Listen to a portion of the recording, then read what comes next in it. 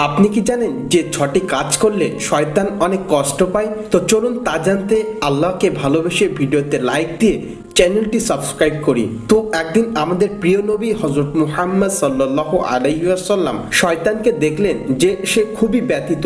তখন আমাদের নবী শয়তানকে প্রশ্ন করলো, তোমার এই অবস্থা কে করলো?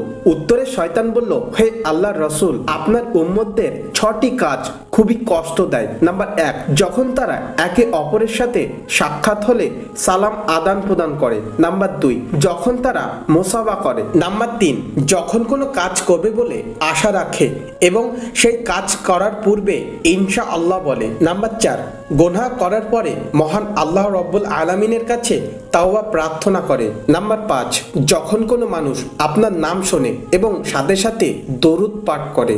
নাম্বার 6, যখন কোনো ব্যক্তি কোনো কাজ শুরু করার পূর্বে বিসমিল্লাহ বলে।